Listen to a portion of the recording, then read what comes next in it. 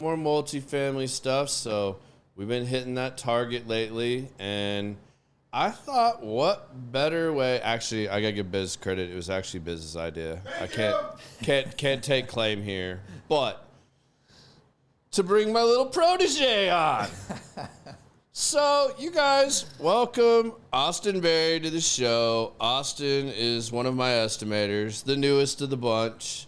The rookie, the rook, or whatever we feel like calling him that week. You know, we come up with all kinds of nicknames for him. Yeah, definitely. Show him all the love. Got to be careful with what I wear, that's for sure.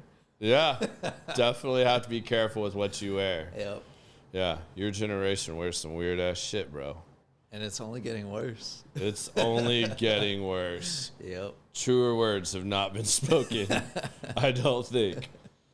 So, Austin, give everybody a little bit of background information about your story, where you're from, yada, yada, yada. You know, give them your 2-minute elevator pitch. 2-minute elevator pitch. Well, Austin Berry, born and raised in El Paso. Lived there for 20... And we're going to dive into that, too. Oh, heck yeah. Lived there for 29 years, and then I moved out here after I got divorced.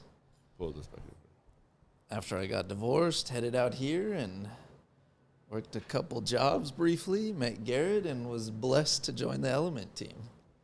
Right on, man. Yeah, it's, it's funny how that all came together because we had met due to your aunt and uncle. Mm-hmm. Who I can't wait to jump on here. They better jump on here soon because I know your aunt's going to bust your shit on here for sure. I would imagine. And maybe your uncle too. I don't know. Yeah. We'll see. Hopefully. Yeah. There we go. Make sure they're getting it together. I don't know if they have good internet out there in the country, you know. They might be on like redneck satellite or something. Oh, if Adrian's out there, you better believe he's the tech savvy guy, so. Yeah, so we met through an introduction and got to know each other a little bit and then kind of heard you were looking for something. And, you know, after sitting down and talking, you know, I felt like it was a really good decision to bring Austin on and haven't looked back since. So tell everybody a little bit about what you did in the past, like what your background was a little bit. Because, I mean, people always want to know. I mean, like, I literally got a call this afternoon coming back from an AAGD meeting asking me questions about estimating and training estimators and, you know, do we outsource any of it, stuff like that. So what kind of led you down that path? What'd you start out in? Well, I got into construction when I was 25. I had a girlfriend at the time, and I wanted to get serious. Well, I was working dead-end jobs for a while, honestly. Yeah. Just working 2 jobs, working away. And I had a girlfriend at the time I wanted to get serious with, so I was like, I got to figure this out, you know? So I thought, well, let me get into the trades. I'll get into construction. So started in construction. I worked as an electrical apprentice for a local company in El Paso. We had a HVAC department, a solar department, and a panel upgrade. We did a lot of panel upgrades. Yeah. So did that for a bit, and then that girlfriend turned into my wife, and then that wife turned into my ex-wife.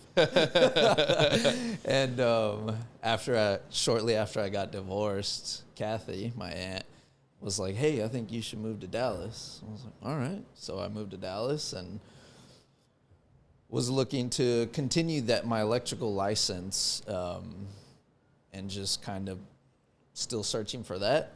And I met you, and we chopped it up a bit, and you were like, hey, you want to give this a shot? Well, shoot. I'll do my best. Yeah. I mean, I will say this because a lot of people ask me about this kind of stuff. I think the hardest thing in our industry is to find good estimators and to train estimators. It is literally probably the hardest thing in our job. You can much easier teach someone to sell, project management, communication, you know, just the basic stuff, but in our field as a GC, you have to know so many different things. Yeah. And you get so many wild things thrown at you. and to have that well-rounded experience and to at least know a little about a lot is super important. And it takes time, like you and I talked about. Like, you know, a lot of people come into it and don't have reasonable expectations. A lot of people think, oh, I can learn this overnight. Or, you know, once I've done a couple of these, I can do it. But like, no, every day you get different crazy shit thrown at you, especially once you get on site. Like, you got one assignment, or maybe there's a couple things you're going out there to look at. But the minute you get on the property, you're getting hit with, 4 or 5 other things that, oh, by the way, can you do this? Do you know what's wrong here? And you have to put a lot of different hats on and kind of juggle these things. So, and part of it too, you know, even with, you might have the same kind of scope of work for the job, for different jobs where it's like, oh, I've done this is easy. Well, each property brings its own challenges. Like one of my first example would be we're replacing some pool decking at a job. I was bidding in downtown Dallas. I was like, yeah, cool, pool decking, whatever, you know, swap it out. And then and for the record, he's not talking about like just a normal pool deck. So this pool deck is on a mid-rise, or really probably a high-rise. So, I mean, this is a suspended pool deck on a rooftop of a high-rise. This is not your normal walk out into an apartment in the back of the leasing office, concrete cookie-cutter pool deck. So I remember when I turned that job into you, you were like, well, how are we going to get the material up there? I was like, you know what, Garrett? That's a great question. The look on his face when I just asked him a real simple question. So, how did you get up there? How do you plan on taking 12 or 14-foot boards up and down? So, like, are we going to have a crane out here? Are we going to be able to take this up the service elevator, the freight elevator? You know, there's all kinds of little things that go into it. And I mean, it's just every day there's a challenge, whether it's how to get materials on, off, up, down. And then, you know, a lot of times we get asked to play detective on things. And that's a whole nother learning curve. So you got fans already. You have people. It's on YouTube though. His auntie's on here. Do I need to? YouTube's usually So you got quiet. somebody named Mike Rivera. Oh, that's my boy. And then Jesus Chow. Who? Jesus Chow. Yep. So he already said, what's the best way to install a mini split? I have no idea what the hell that means, and I'm guessing that's a joke. No, you can. Or that's real. Or is that real? Like real? No, it's a real thing. Okay. But I'll defer that one to him. He's the professional in that department. He just wants me to fumble and look like a fool. So I'll wait back for his response to tell us how to properly do it then. And evidently, have you tried that before and failed miserably, or they just that he knows what he's the man? No, he's done it more than me. I didn't really work in that department. See, this is definitely a multifamily conversation. I'll stick to turntables and cameras. I mean, yeah, if you guys want to throw some stories out or other questions you want us to ask Austin, I'm all for that. That's the we green can light talk to about embarrass his choice of skinny jeans versus normal jeans, or how sometimes he likes to wear his girlfriend's pants. I mean, we can go wherever you guys want with this. I'm game to bust on him. Yeah. All right, so I interrupted you. So you were going somewhere, Garrett. I just wanted to let you know you do got people on YouTube that's checking you out. Yeah, and his auntie's on here. His auntie. There she is. The one and only. But yeah, each job there's so many nuances to each job, you know. Again, the scope of work could be the same, but each property brings its own challenge and whatnot. So it's definitely been a learning curve. Yeah, sure. and I mean, that's, you know, I think you came at the right time too, because we have a lot of very seasoned estimators at Element. Yeah, definitely. Quite frankly, most of them are very content doing what they do, how they do it. And they don't necessarily want my job, or they don't really want to move into sales. They're totally content being senior estimators and, you know, doing their thing. And they're really good at it. And, you know, but in the role that we were looking for with you was somebody that really wanted to grow and work their way up. And, you know, kind of the way I started my journey in this business. So I think you were just like the perfect fit at the right time. And while it was, you didn't have a huge background in construction. You had some, like you dabbled, like you said, electrical, HVAC. You kind of did a few things. I think you were even at the time when I first talked to you, you were doing roofing or roofing sales. Yeah. You know, so you knew how to measure a roof. You know, you're dealing with gutters and stuff like that. So there was a lot of little things that, you know, would lead up to, you know, setting the stage for you. So we put him through some different training, and then he's literally, I mean, like, see, now you're at what, like almost a year and a half with us now? Almost a year and a half. Yep. Yeah. So tell everybody what that's been like, you know, from like, what have you learned? What has that like process been like for you from your eyes? I mean, day one, I didn't have any expectations because I didn't know exactly what I was getting into. So I was like, all right, well, here we go. And well, and I also told you it's going to be 2 or 3 years before you even have a clue what you're really doing and to feel really confident in what you're doing. Definitely. And so day one, he threw me over to Dan Denton, God rest his soul. Yeah. And I was working with him over at one of our fire jobs, and you got to learn from the dinosaur. Yeah, definitely. And he was great. You know, he's a character, so he was a hoot, and he put me on this job, and I was there, and I was like, oh man, all right, I got my work cut out for me. Let's check it out. So from there, you know, I shadowed Scott basically, and it was just, all right, soak it in. And I'd walk with Scott on every job and ask. To this day, I've probably asked Scott 1,000,001 questions. Yeah, he probably feels like he's adopted you, because I think I've had you with Scott more than anybody else. Oh, by I mean, far. you spent time with James and Hero. Yeah. You rode around with several of the project managers, but you know, that's just to kind of give you a well-rounded experience, you know, like putting you with the different project managers where you can see them start to finish on a job. You know, you're getting to see demo, the problem solving, the building back, you know, to try to get you to pick up on all the little nuances. Because if you can't see how something's built, how are you going to take it apart and rewrite the manual to tell someone how to build it back? Right, definitely. You know, so that's always a big focus when we start doing that with somebody. Yeah, definitely. Like, you know, building out my scopes. I mean, it's part of the learning curve, but definitely building out my scopes, I'd put something in there, and then, you know, it's like, okay, but you're missing X, Y, and Z. I'm like, oh, that's right, and it's all part of that. You can say it. Your boss is a little anal. You can say it. Scott says it all the time, not me. That's because Scott still can't change the damn date on his estimate.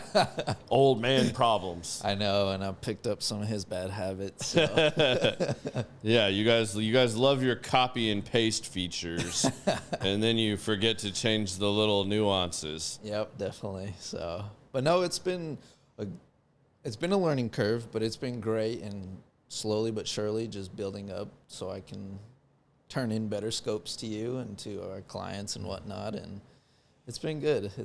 Yeah, you got to go do your first DD. I did. Solo the other week. Yeah, which I was definitely nervous about. I was like, oh man, I'm going to find a way to screw this up somehow. So for those that don't know, DD is a due diligence when a client's looking at a new portfolio or a specific property that they're looking at taking over. A lot of times we get called in for our expertise to go walk with the client, start lining out the things that they want to do to fix, repair, modify, better the property, and we start constructing those bids for them. And sometimes, I mean, for what Austin was doing, it would be actually doing the bid work and putting that together for them, depending on how much time we have. There's also times where, like, I'll get the call and they maybe don't have time for all that, or they just want somebody to walk with them and confirm or share my opinions and thoughts and throw numbers at them as well to back up as what they're budgeting for this takeover of a property. So, yeah, Austin got sent down there, sent him right before Thanksgiving. He got to go down to Baytown, Texas. Good old Baytown. Got to go back down a little closer to home. And A little bit. Still quite a ways away, but seriously, Texas is too big. And it was funny because when I was down there, you're like, well, hey, you're going to Thanksgiving with your dad in Corpus Christi. I don't know if you know, but Corpus Christi was still 6 hours away. I wasn't sure, and I wasn't exactly sure where he lived. I just knew it was on the coast. On the coast somewhere. Somewhere. Yeah. I knew it wasn't, El Paso or anything like that. I knew when you told me you were traveling to see them, so I'm like, well, maybe he's closer to him. I don't know. Like, I felt bad. We had everybody else was wrapped up in projects, but I was also kind of like, you know what? Like, I think he's ready for this. Like, let's send him down and let him manage one and walk through it. I mean, you couldn't have had, short of B. Freezy being there, you couldn't have had someone better to walk with you than who you walked with. Yeah. Because he's an old dog in the industry too and been doing it a long time. And I knew he would give you very good direction on very specifically what he wanted. So I wasn't too worried about not being able to be there and, hold your hand and all that stuff. Right. So, it worked out well. But I think that's that's also one of the hard things is letting go of the reins a little bit and letting them just kind of go and say, all right, let's see what he's got. Let's see what he's learned. And, we try to do that periodically as you go along your journey of learning things, Right. I mean, I think we honestly maybe even took it a little slower than we normally would have with you. I mean, granted, it's been kind of a slower year. Right. But then there's, those peaks and valleys. Yeah. There's times you guys are slammed and you guys are running every which direction. Yeah. And you being the lowest one on the totem pole, you get all the small pain in the ass stuff and you're running from all corners of the Metroplex. Yeah. But it's kind of letting go of that a little bit and starting to let you feel your way out too. Cause you got to learn how to look for certain things and, be a detective, basically. Right. So, that's just part of the process, I think. That was one of the challenges, actually. We had some seasons where it was slow. And so I was like, oh, man, I kind of felt a little stagnant. I was like, well, yeah, I'd like to see more jobs and do more things because the more I see, more I take on, I'll learn. But out of nowhere, it can turn. It wasn't long ago where we went from I had maybe a couple jobs, and then I had 10 all at once. And I was like, that was the most I had on my plate. So I was like, oh, man, okay, how do I do this? What's a good way to manage my time so that I get these turned in on time? And so. Oh, and battling subs, yes. You're also dependent on them turning in their stuff, and they get caught up. 1 minute they're slow, the next minute they're slammed, right. And playing those cycles and knowing when to step up and be like, hey, Garrett, like, you need to call, like, and for any of you that don't do what I do or you're trying to, that is one of the biggest battles, and it does not matter. It happened to me when I was an estimator. It happens to my estimators now, that they will be promised the world by suppliers, vendors, and subs. And lo and behold, they will ask and ask and ask. And then they'll send emails and text messages, and they'll get the cold shoulder, or promise you'll have this by the end of the day, or I'll send it tonight. Yeah. And they're on a deadline too, so then it starts affecting them. Yeah. But the minute they come to me and say, hey, so-and-so, all right, maybe he's on here. He's on here every now and then. Jose is probably the newest, most violator of this. It used to be Lionel. Now it's Jose. Lionel, you just roll the dice with of whether or not you're getting something from him. But Jose is probably the worst. But we ask a lot of Jose, and Jose does a lot for a lot of different people. Yeah. But I can pick up the phone and make that one phone call, and then, magically, 10 minutes later, it appears. And you guys are pissed because you're like, I've been calling and asking, and like, for whatever reason. And it used to piss me off, too, because the same thing would happen when I was estimating for John. John would be on my ass, like, just hammering me, like, you got to get this. Like, why don't you have this? Yeah. I'm like, well, why don't you call your boy Lionel and find out why he hasn't given me this so that I can turn in my folder? Yeah. And then he would call, and 5 minutes later, oh, yeah, Mr. John, I got it for you. No problem. Here it is. And I'm like, Are you kidding me? I know. I've been blowing you up for a week. Yeah, it's so frustrating. Just keep you guys up on the count. Now, your pops is in. You have a cousin that's in here now, Courtney. Yep. So Courtney, Mike, still waiting on Jesus' answer to that question, how to do the mini split. Come He on. won't. I'm calling you out, bro. So, so you got, and Raphael.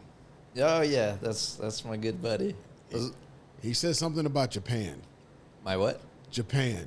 Oh, he wants to take a trip to Japan. So I guess this is Austin doesn't get that much time off. Answering his phone, so you're gonna catch him here. Like, well, I got you on the podcast live on YouTube. What about that trip, bro? Yeah, no, I mean, we're gonna have to run that through Garrett. I need. And more Garrett just said he ain't gonna give him no time off. So I need more time Raphael, off. you're gonna have to wait, Brian, because they got to look at Tinkerty Garrett's Bobs gonna and Whipple tell you Zizzles. what Garrett has to do.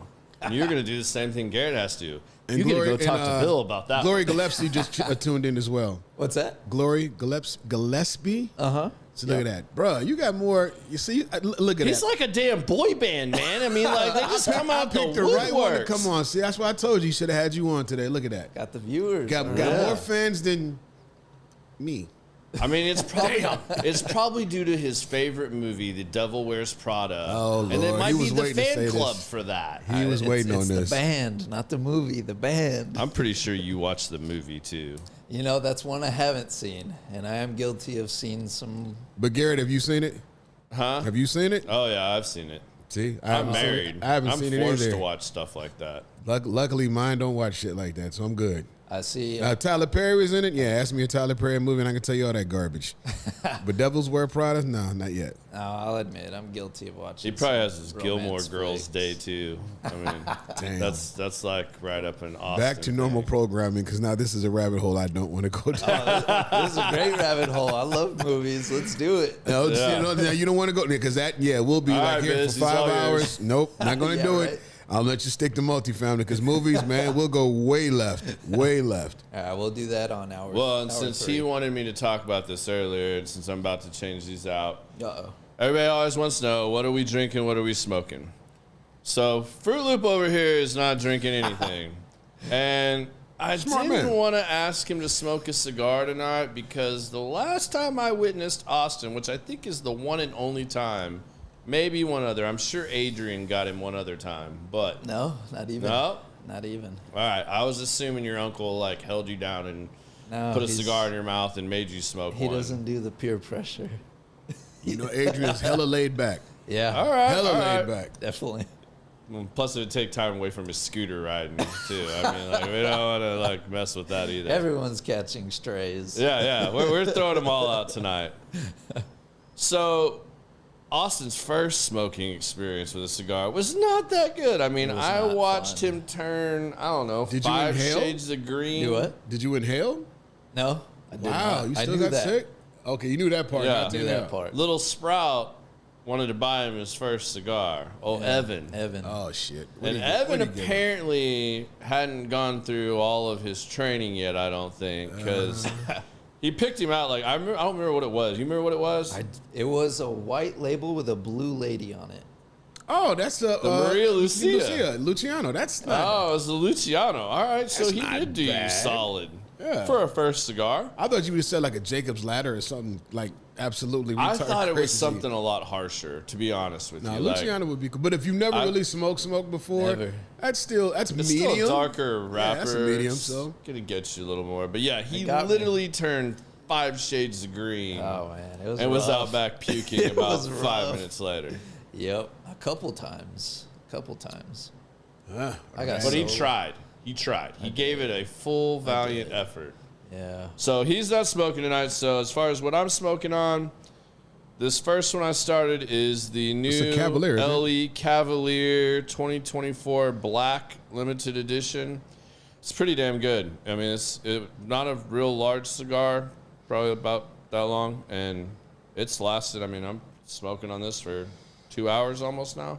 Mm-hmm. So good one, and I'm really excited about this. I saw they were gonna release these. I was happy Elliot didn't like buy all of them, because you always have to worry about that up here.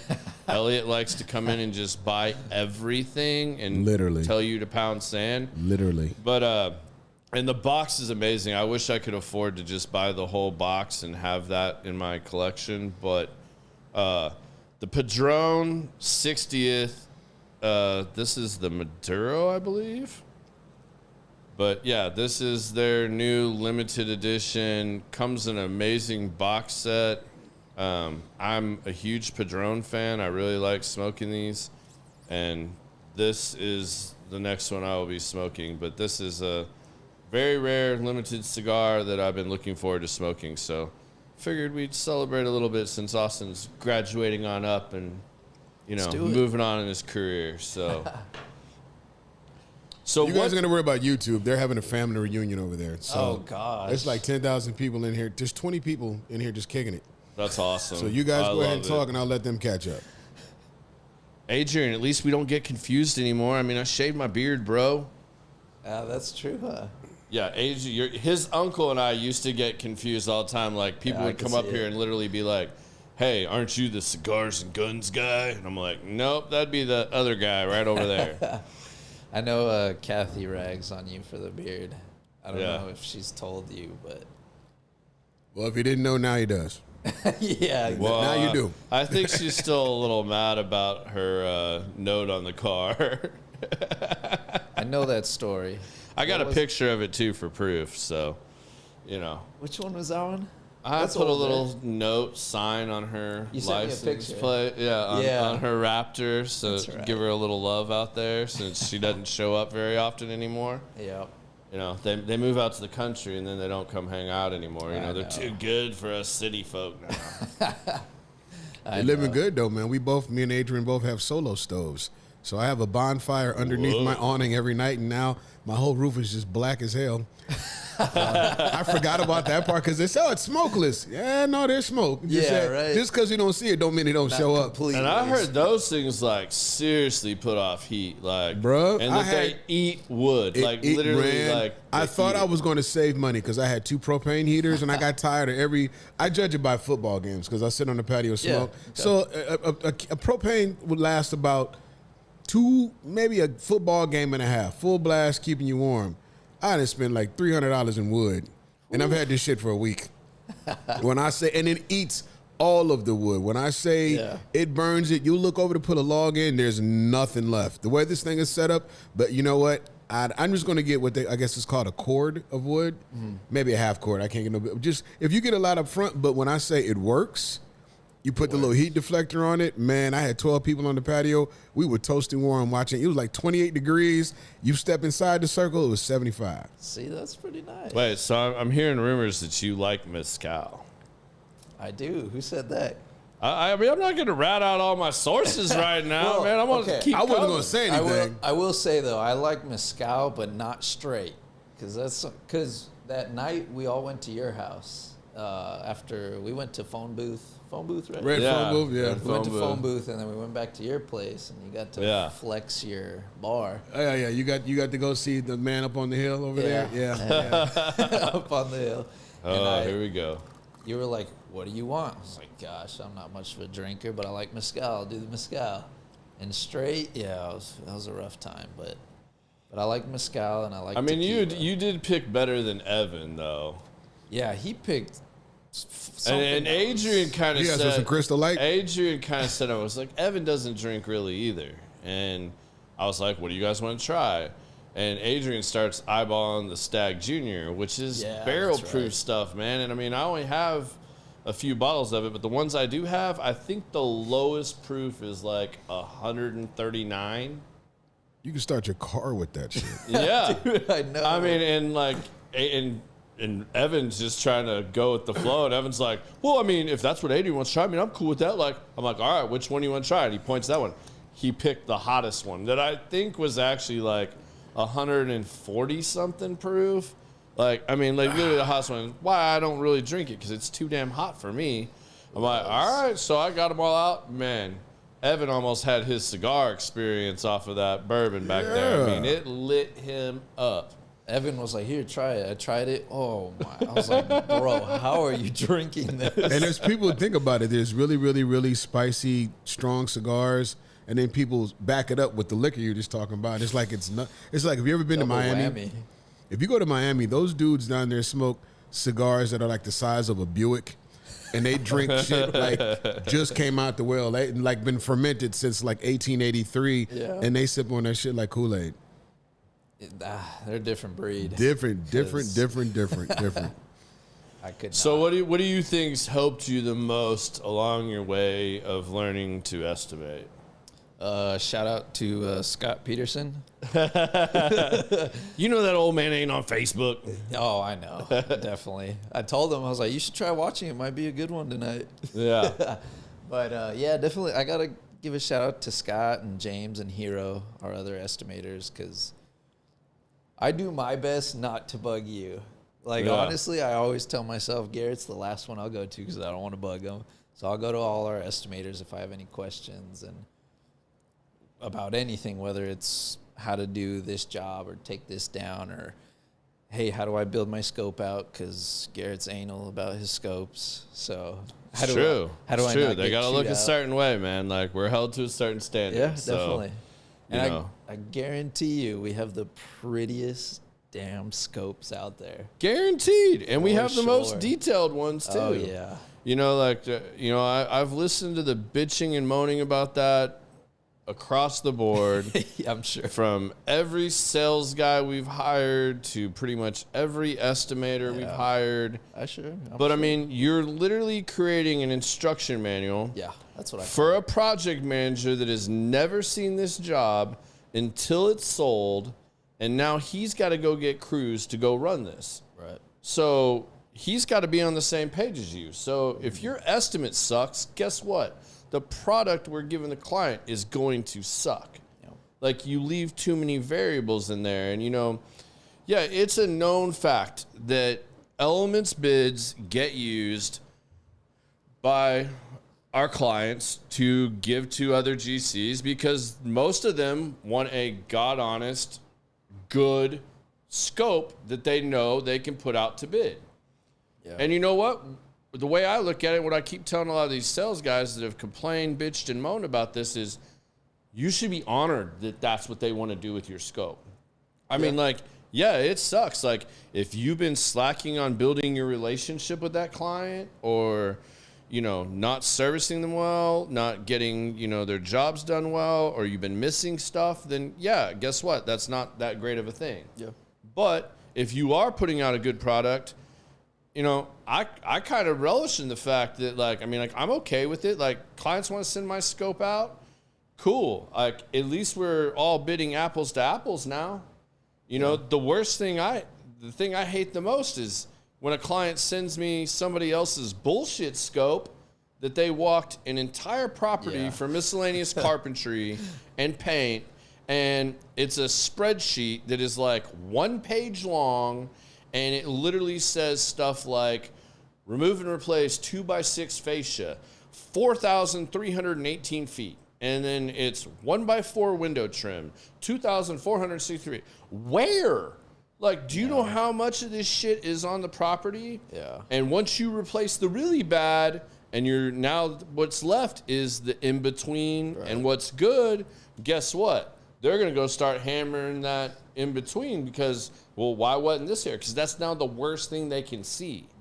So if you don't address these things or really know what they're wanting and you don't make it very clear, what ground do you have to stand on when you're trying to walk and punch this with a client? Yeah. So, I don't mind that they send our bids out for, bidding us out. Now, if that's all you do and you don't sign any jobs and do work, cool. We can end that relationship. That's not, but, there's a lot of hemming and hawing about that, and that other contractors get it in faster and, it doesn't take as long. Well, cool. If you just want to rush, sloppy, little quick job, cool, go with it. Yeah. And if it's lowest bid that wins anyways, we're not always going to be that guy. So You know what? That doesn't faze me. That doesn't really bother me when we're dealing with that, because to me, that's on me to sell. Right. That's not something you guys should be worried about. And the other sales guys should be taking that approach too and looking at those things, because at the end of the day, your quality, your communication, and how you handle things is going to supersede and trump all of that. a client will wait a few extra days to know that what they're getting is on point, legit, clear, and precise, and on what they want. Yeah. Versus like, I still don't understand this. Brian, feel free to jump on this one if you want. But like, I don't understand how any client could approve or feel comfortable signing off on a large 6-figure or even 7-figure bid that is a few pages long. I mean, like, how do you even know what all you're getting in that realm? You're just going to trust that everything's in there? I mean, I'm sorry. Like, I wouldn't want to write a contract. I personally wouldn't sign a contract on something like that. Like, it just doesn't make sense to me. Yeah, definitely. But a lot of our competitors do that. I mean, like, a lot of estimators will go out there and they will average buildings. When you're talking about miscellaneous carpentry, they will walk 1 or 2, maybe 3 buildings, get like one of each building type at least, and they will average it out, and then they will just project that across. They'll turn in a bid and go, here you go. Yeah. There's our number. Yeah. And I mean, like, yeah, sometimes quickest in, could be quickest out too. Yeah, definitely. And I'm out there walking every building. Every elevation of it, all of it. I mean, some of that sucks, but I mean, like, the project managers and the clients don't have to really question. I mean, honestly, how often do you have a project manager come and pull you in and go, Austin, I don't understand your bid? Like, no, you've been here a year and a half. How many times has that happened, even on small stuff? Maybe 3 times. Yeah. Maybe. Yeah, a couple times. Yeah. And it was more over something probably really silly that just like, hey, we're more going to turn mistake. around. Or yeah. you wrote the wrong, you thought it was the east elevation, it's the west, something like that. I mean, that's what I imagine probably happens the majority of the time. But I mean, like, that to me is more important than you guys like trying to go for quantity. Like, I'll take quality, and as long as you guys are communicating with me, just like I've told you guys all along, you communicate with me of what your hang-ups, time frames are, to where I can relay that to the client and leave them with a realistic expectation. And as long as we stay to that, cool. I mean, 90% of the clients, when you call them and say, hey, man, literally, Brian's on here right now. Your deal Monday. We're still waiting on a few bids. Like, you have it all typed up. It's ready to go. You're still just chasing down a few things. And we put heat on people today. I was trying to have it ready for Brian tomorrow. I don't think that it's all going to come in and that I'll have enough time tomorrow to get all that done. So I told him, like, hey, Monday, you'll have it before lunch. Oh, Brian's like, cool, man. I really need it as soon as possible. If you get it to me sooner, great. But, like, that's not an issue when you can communicate up front. Like, yeah, everybody wants something quicker, faster now.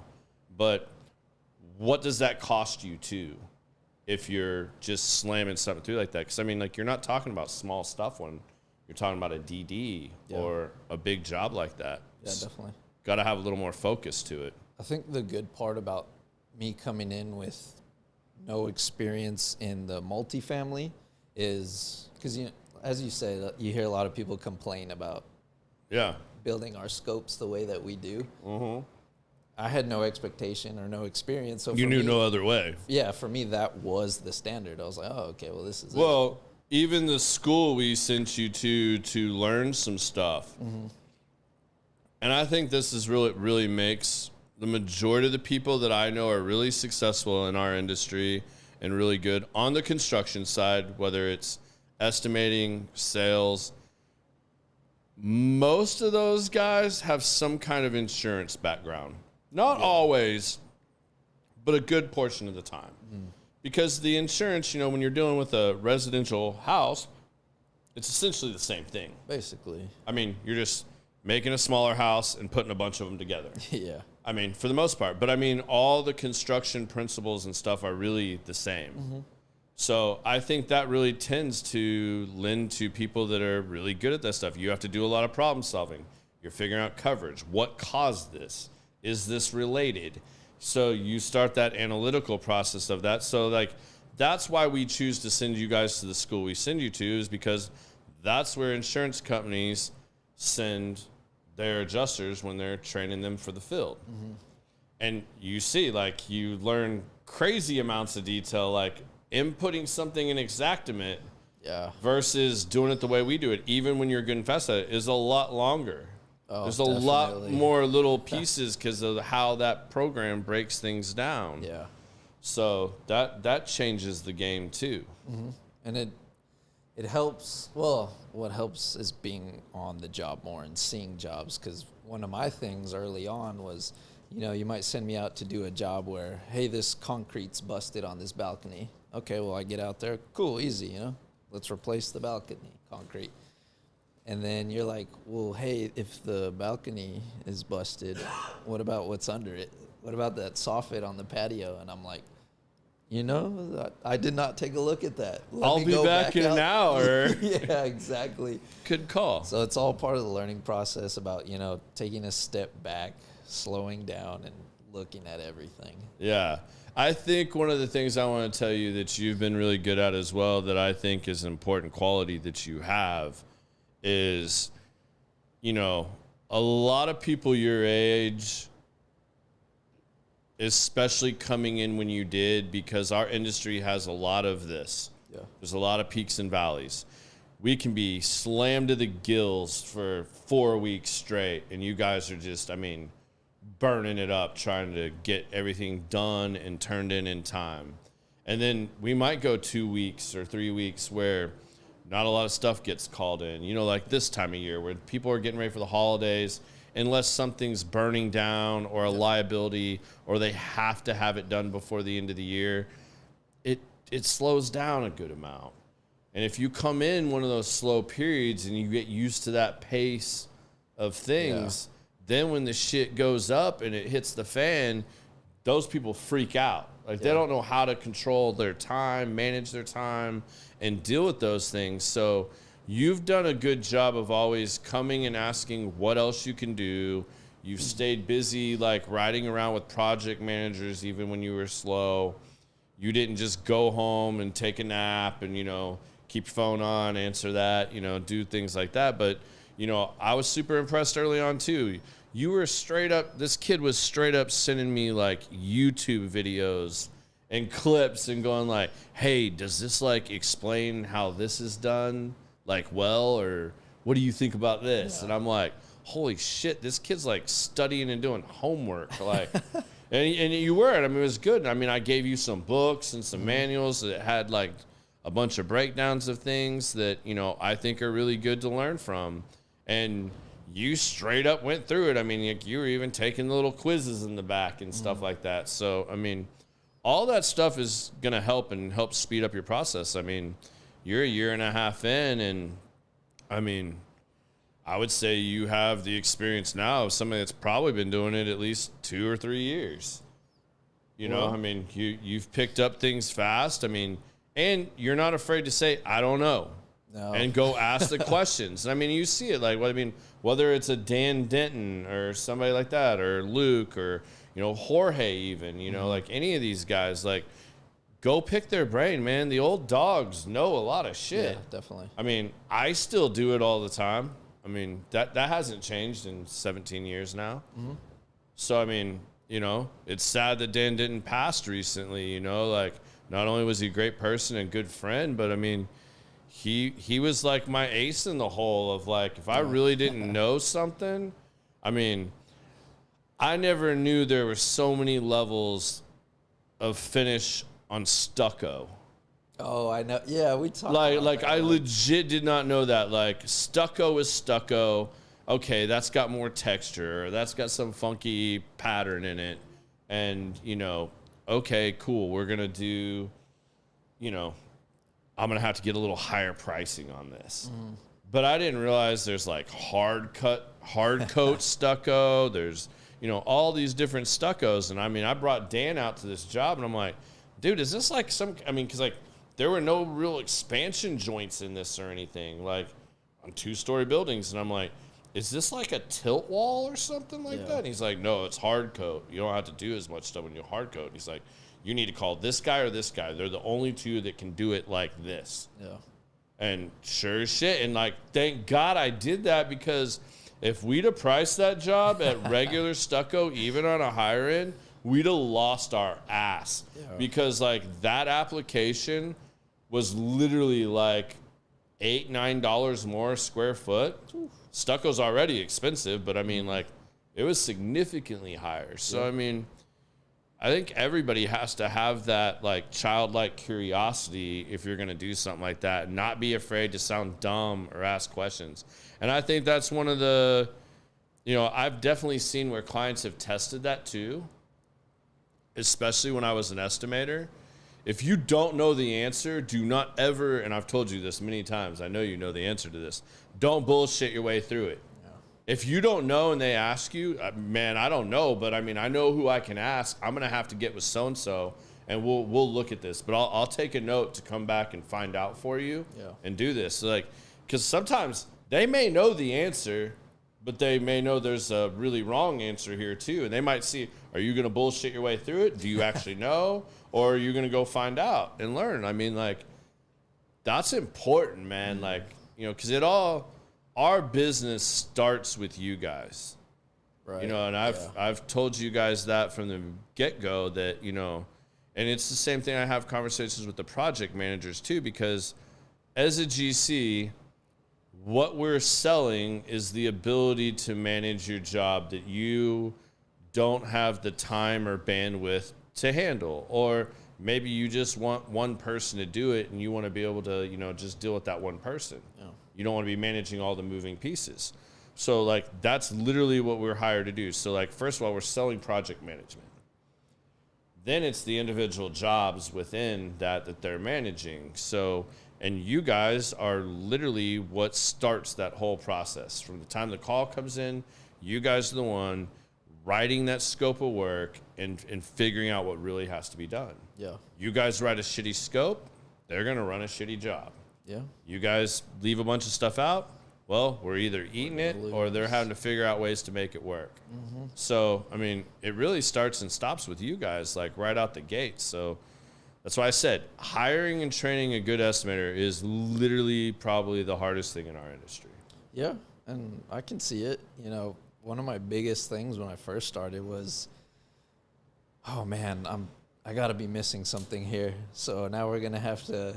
You were very gun shy. Eat up any profits or something, you know, I'm missing something. Or then once I got a little better about adding onto my scope and adding everything that I needed, I was like, oh, well, now I added too much. Now we're going to overbid it. And, you know, that was definitely one of my biggest concerns. I mean, I think one of my favorite things, it still is, but like, especially early on, was coming and like, you would turn something in and you'd be like, okay, I think this, blah, blah, blah, blah, blah. There's a picture in here, just like you asked me. There's all this, so I think I got it all, but let me know if I missed something. Yeah. All right, cool. And then I would like come and just ask you a question, and like that's literally all I had to do was ask you the question, and you're like, oh shit. Yep. I gotta go back out here. I gotta go look at this. Like, all right, I definitely know I did not like think about that. Mm-hmm. Or like, hey man, like if you're taking all of this off, how are you going to get to that without doing this? Right. You know, and I mean, like some of that, and I mean, in all honesty, a lot of people also, thank you. A lot of people don't feel the need to put those, in those details in the scope. Like, how many scopes do we get sent to us that like it has none of the detach and reset? Like, well, cool. Like, if you didn't tell me we have to do all this stuff, I mean, granted, like that's not big money. Yeah. But on a bigger job, it adds up really fast. Sure. Yeah. Isn't there like a standard way to approach every job, or is every job totally different? Like for me, for photography, like the one thing I wanted to learn how to do is I've watched photographers when I first started, walk in the room, eyeball it, know exactly what to set their cameras up to, know what to set their light to, and they would go. Not a lot of testing, not a lot of whatever. But then of course, after reps, I can do this. I can literally look at any room, know exactly what I want to light it, know exactly how I want to set the camera up, and I go, and I can approach every situation like that. But what you do, is there like a standard blanket of steps that no matter the job, no matter the size, that you automatically have learned to do, or did you develop your own rhythm in approaching every single thing that you estimate? I would say for the most part, there's a standard because, it's construction. So, there's code and whatnot, and everything is built according to that. So there's a standard, but with each property brings its own challenges, just, the layout, or if it's a mid-rise or high-rise, that'll bring its own challenges. So I think there is a standard, but... Well, it's also getting enough information from the client and knowing what their expectations are. And in multifamily, there's grades of properties. There's A properties, there's high A, low A, there's B, C, D properties. And so if you go with Garrett on one versus somebody else, have you noticed that they have a different approach? Like just the several guys that you shadowed and everything. So come on, young buck, let me show you how the real guys do it. And they'll do shit that don't even look standard by the book, but they get it done. I'm not saying they're skipping any details, but it's just like when you go with the old head, somebody who's been there, everybody has their own way of approaching it. When they look at, or is it just a standard thing? This is a job, and these are the things we look for, like you explained in the code. Like I've been with different photographers that literally, they don't like to use lighting. They like natural light. I light everything. Everybody has, but still you get the same, or you get a result, which actually reflects in my style of photography versus somebody else's. And that's why people go with certain people, because of they like that style versus another. But what you guys do, it's held to a standard, period. I'm just curious, do each estimators have different approaches when they go out to look at different properties? I wouldn't say there's different approaches. I'd say, because I think we all look at it the same way. If anything, the only variance is just everyone's notes are going to be a little different at the end of the day. Like, I don't think if you take the same job and give all 4 estimators in the office that job, they're all going to look a little different somehow. So I think that's the only variance. Yeah, I'd agree with that. There'll be slight variance. So it starts off with the communication from me when they get the assignment. Do I know the client's expectations and what they want? Is this a sizable job? Does it require further questions? Do we have to have a pre-bid meeting? Are we meeting on site? There's a lot of things that go into that. But if I set the stage and I know the client's expectations, Brian's a great example. That's how I built my relationship with Brian, was knowing what Brian was looking for and what he wanted. I may be called out to X property to look at this, but he also expects me to, I'm his eyes and ears, aside from the property, I got to evaluate what I'm seeing. If there's other things that they don't know about, or I walk past a major liability that needs to be addressed, you got to bring that up. You got to say something about it. You got to point it out, because first of all, he's not going to be mad at you for bringing that up and saying like, hey man, I got this. Here's your bid for what you asked me to. But oh, by the way, this is a big thing you need to look at or start thinking about, or here's this issue. This is a major liability. He ain't going to get mad at you and chew you out, guarantee you. He's going to be mad at the property personnel that's working on it, that sees that shit every day, that hasn't said anything about it and hasn't taken the time to notice that they have this major issue, and everybody's just turned a blind eye to it. So, that kind of answers your question in that regard. But, every one of us could go walk a building, and we're all going to see things a little differently. That's why the detail is so important. It's just like punching a building. I could have my project manager run in the carpentry. He could follow the scope. And we have some contingencies and we take care of certain little things until that gets exhausted or, becomes an issue. But sometimes the client says they only want the worst of the worst. But again, like I was saying earlier, once you take away the really bad, that in between that at the time you were okay with because you didn't want to replace everything, and you have this good stuff over here, you have the in-between, and then you have this needs to be handled. Once you take that away, that needs to be handled, now the worst thing, you're looking at brand new, okay, and that in-between now, well, why wasn't that taken care of? Well, because on this elevation, what we went to contract for was we were doing 24 feet of 2x8 fascia, you know, so there's two 12-foot sticks. Like, all right, you're good. Like, that's now if you want us to take it further and do more, happy to do it if you want to approve that supplement, you know. But yeah, literally almost everybody could walk it a little differently. And each estimator is going to put things in different order. Like when we train them, it's just like James is a perfect example. James is going to start at the ceiling and work his way down. That's how he was taught in insurance, like especially on an interior. And he's just going to start writing those things up, like all the way down, like just building everything down. Some other people do the exact opposite. I usually go floor up. I mean, I'll start off picking out the basics. I think if you get in a habit of what I tell you guys is walk one building a certain way, and like I list out all the different substrates, and then I'll hit those, and then it's just copying.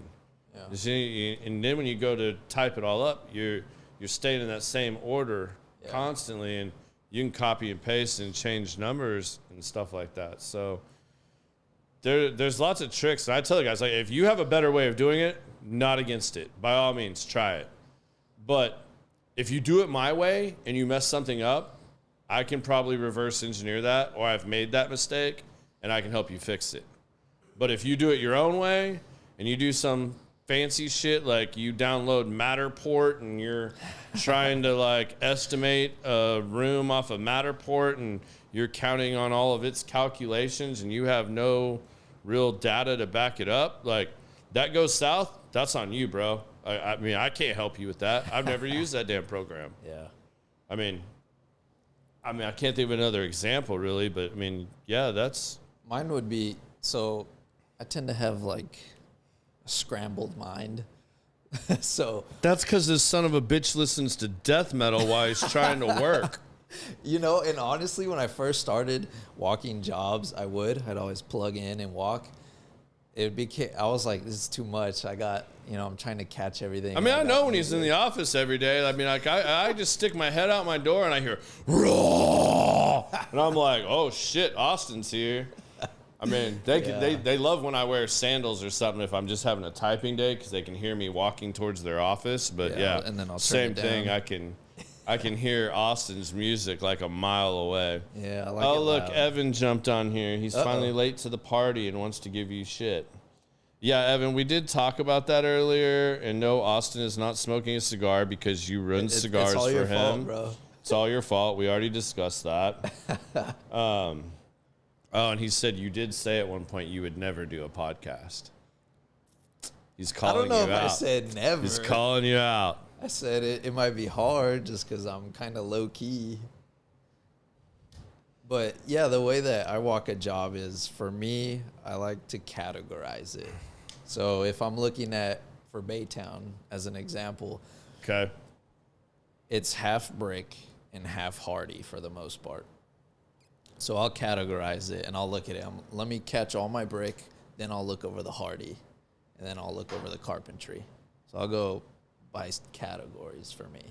That works best for my But mind. not like skipping buildings. Like you're going to stay on the same building and do that and then move to the next building? Or are you saying you walk it all for brick and then you come back and walk all over again? No. Heck no. I was making sure. We literally had people do that. I was going to tell you, like, you're killing a lot of time there. Oh, no. Gosh, no. All right. Evan has a good question for you. We'll throw it out there. He said, when you were being trained by me, what is the one thing that I told you that has stuck with you to this day that you'll never forget, or a piece of advice that I gave you that was the most helpful? By him? By me. No, I'm kidding. Yeah. The best piece of advice. I'm surprised Evan's gotten a break from the North Pole and getting to join us tonight. The North Pole. Love you, Evan. I would have to say, honestly, it was just about effort, really. You know, when the first time you I think you were sizing me up, but we were at the phone booth before we ever talked about coming to work for you or anything. Okay. You were telling me about past estimators you've had and that struggle of finding someone to stick and someone to develop and whatnot, I was like, oh man, this guy sounds demanding. Like, I don't know if I want to work for this guy. But yeah, it's just, and you really just harped on effort and putting in the work and growing. Because you're like, look, you can do this. It's just going to take you time to develop and grow and really understand what you're doing. And first day on the job, or first few weeks, I had no expectations, but then, you know, I'm walking with our project managers or other estimators, and I'm like, oh man, this is a lot. I was like, I know a little bit about construction over here or there, but now I got to know a little bit about everything. Yeah. And not only that, but I have to try and problem solve areas. Like, okay, what's going on here? Why is this an issue for them? Is it just surface level, or is there more to uncover? So I was definitely overwhelmed at first. I was like, man, I don't know. I don't know if I could do this. But I always came in and told you or Scott or any of the guys in the office, I said, I don't know. It's like, here's something I'm looking at. I don't know. I need your help. And that's how I've grown, honestly.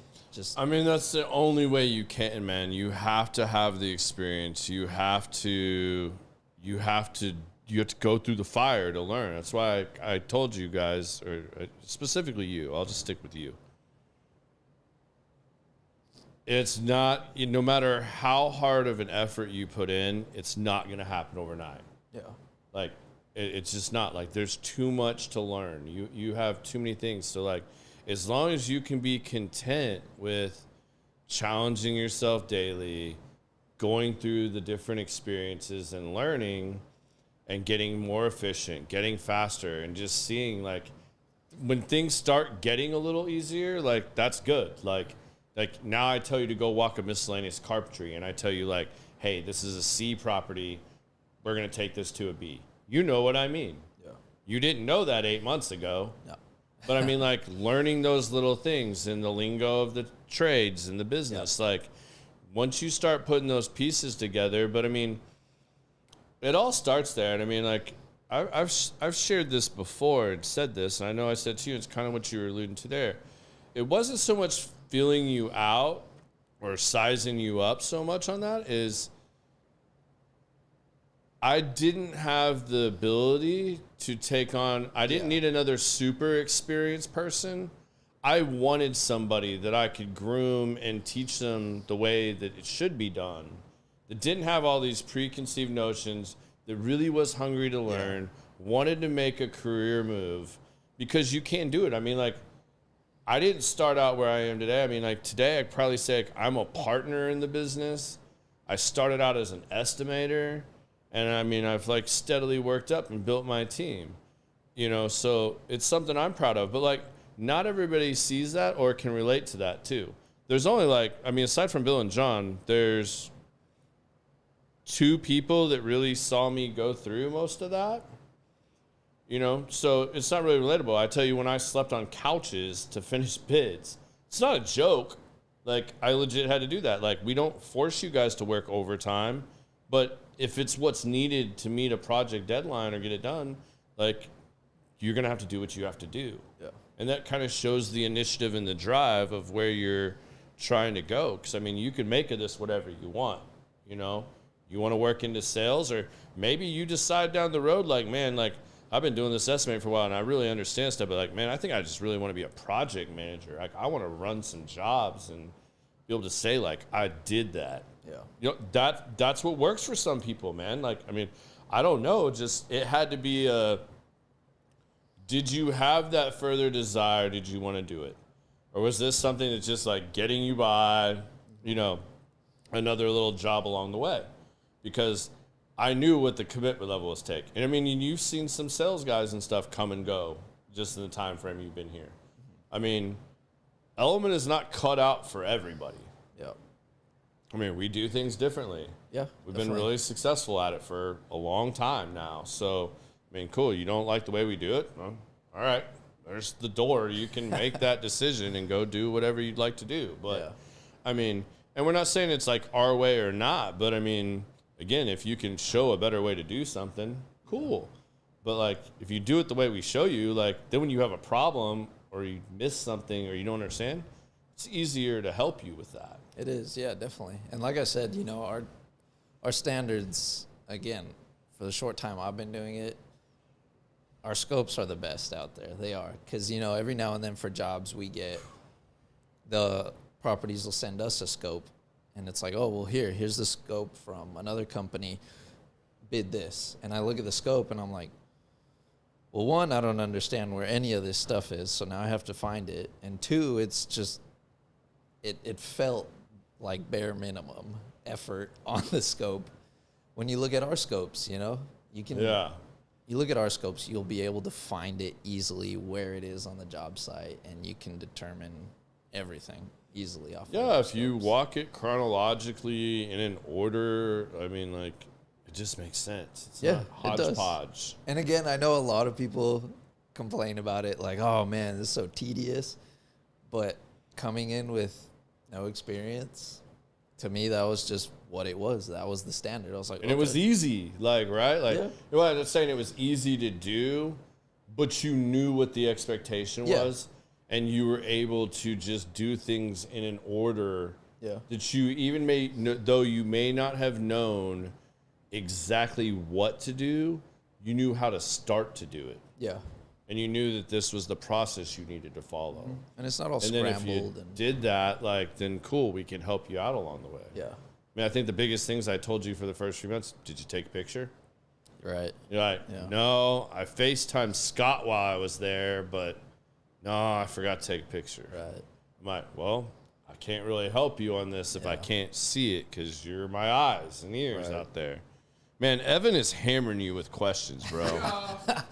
I mean, like, holy shit, your fan club's getting lively. All right, let's go. Evan would like to know what the greatest life lesson you have learned that you wish you could tell your younger self. Mr. Philosophical Evan for you. Oh, gosh, Evan. It's going to tug at the heartstrings or something that I could go back and tell myself. Not to steal summer skinny pants. Oh, man. I would say to let it go. I would tell myself to let it go. I used to be a pretty angry person. I held on to a lot of resentment in whether it be people or just situations. I was a hothead, and I had a very short fuse, and that led to a lot of problems in my life, whether it be just stress. Which this is kind of funny because, like, I don't really see that in you. Yeah. I mean, a guy that goes from listening to death metal to Tony Braxton, I mean. I do it all. Come on. Yeah. First of all, you said he was 29 and married. Dude, you look 17. I'm 31 now. Okay, gotta give you the 2 years. All right, so just, boy, bro. But thank you. Shoot, I'll take it. You look young. Okay, you look young and angry. This dude does nothing but smile. I can't see it. Angry, I know. nothing. I tried Is to he fuck like this with at him. work? Yes, I try to fuck with him all the time. Like, and I just laugh at he it. just laughs at me. But some people know, like, all right, if cool. that's the former you and you said, I'm not going back there, then we'll never know you, and that's the past. That's why they call it the past. Yep. Yeah. You left that person back wherever you left them, so I'm happy. I'm trying. I'm still trying. You know, I'm learning to. Well, you're doing a good job. You're doing a good job, man. Control those emotions. All right, whatnot, Kat, I got you. Yeah, definitely to just let things go. All right, now answer this honestly. Uh-oh. Right. Because I don't want to think I'm bullshit. This is live.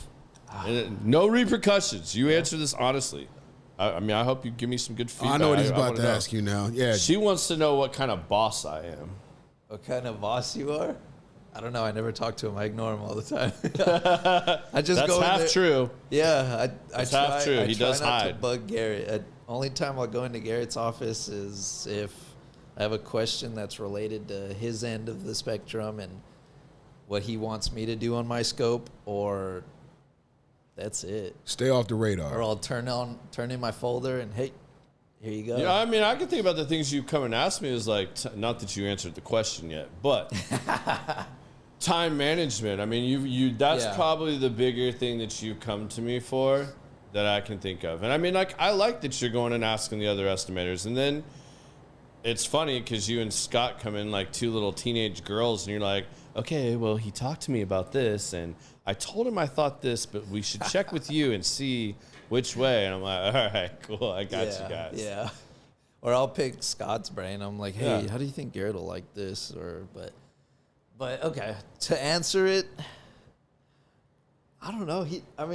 You don't micromanage. That's for damn sure. So I mean, you're easy to work with. I think personally, and if I have questions, you ask them. You don't, put me down about it like I should know everything. And to me, you're easy to work with. I would say. All right. Well, I mean, your aunt wanted to know. A little picky on what he's demanding on the scopes and how everything should be. Yeah.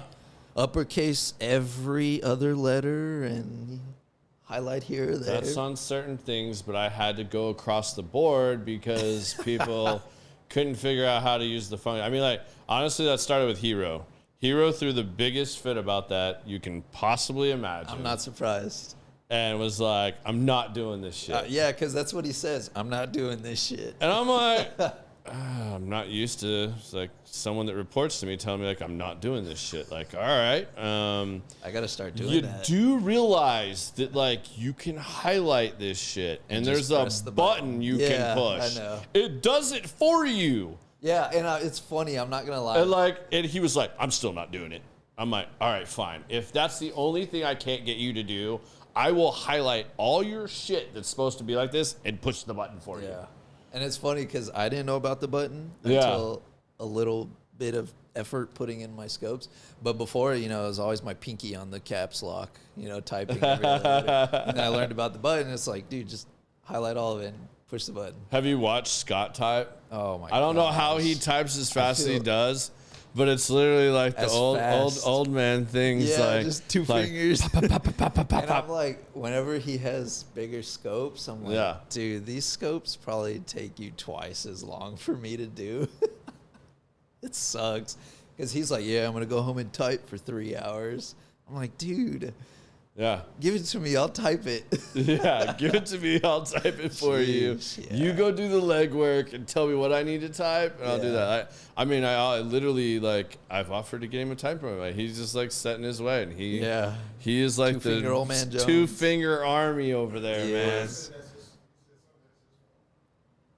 What's his fault? Oh, he's probably talking about why I'm so anal about my bids and the way they look.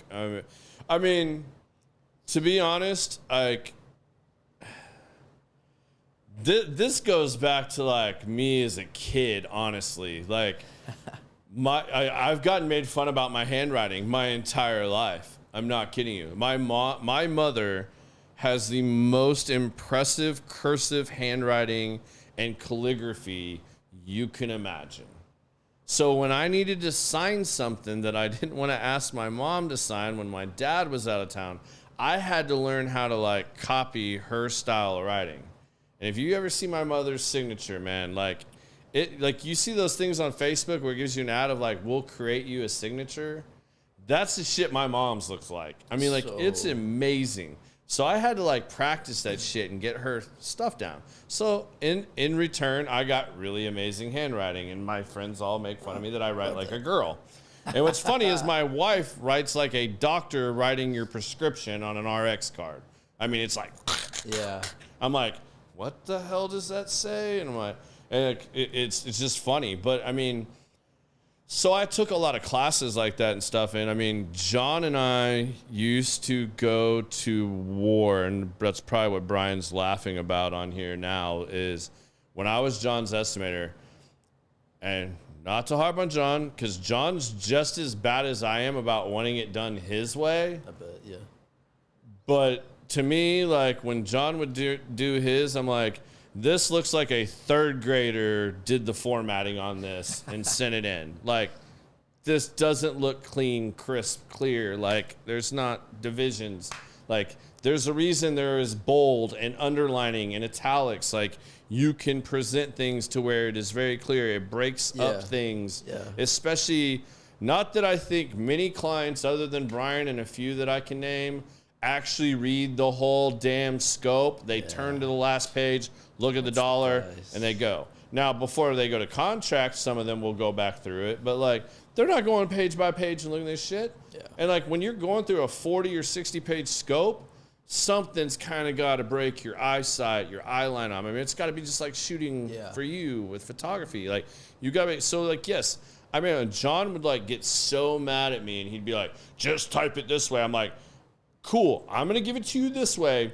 If you want to change it back to where it looks like a third grader sent this to your clients, go right ahead, bro. I'm cool with it. Like, but I guarantee you mine looks better.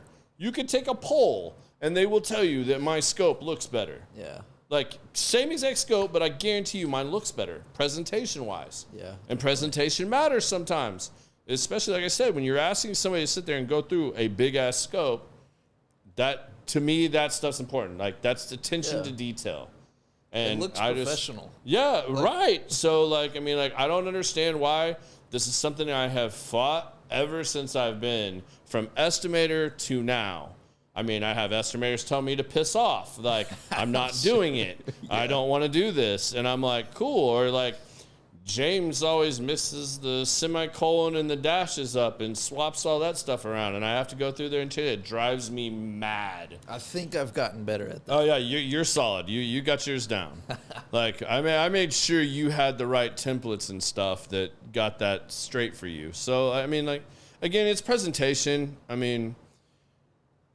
And yes, I'm a little OCD, anal when it comes to that stuff. I mean, I know it.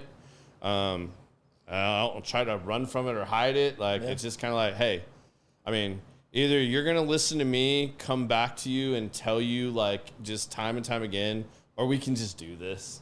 Like, I mean, like, there's really, like, I mean, unless you got a better idea or suggestion of another way to do this that looks as good and you can convince me otherwise, like, cool, let's go. Yeah.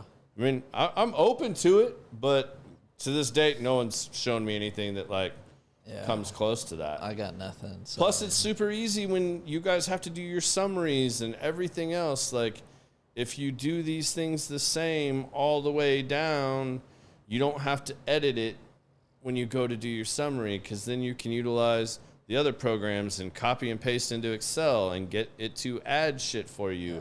Especially those that aren't that good at using a calculator that needs a program to do math for them. I mean, there are some little technicalities that, I mean, we're totally different from. And I mean, what works for you might not work for me. Yeah. And vice versa. I mean, John still does all of his cost sheets when he does do a cost sheet with pencil on a printed out Excel cost sheet. Every one of them in pencil. Yeah, I've seen them. And he will erase and scratch and do all that shit all over, and it looks like a fucking mess by the time he's done. And I can't read half the shit on there anyways. Yep. You can type it up into the one that we have that's in Excel. Yeah, right. And it does the math and all the extra stuff for you so that unless you forget to put something in a box, you're good. Yeah. I think doing summaries is really... It's tedious because, you know, I got to copy here, paste here, and do all the formulas for Excel and whatnot. But I will say it helps with catching errors in my scope. Because there's times where I might have things listed out and all my linear footages or square footages, I just might have missed a number where I left it blank. And when I'm transferring all that stuff over, it's like, oh, there's a blank square here. Okay, well, let me go back to my notes and see what's there. So it's a little tedious, but it does help catch errors. And there's little things like that, too, that I've told you guys, too. Don't do your math in the field. You know, you can write all that shit out, but, I mean, like, it's okay sometimes, but I'd rather just say don't do your math in the field because... Yeah, when the weather's nice out and you're taking your time and you've got extra time because you're not loaded down and you're just walking it at your own leisure and you're hammering out your bid, yeah, cool, you can probably do that.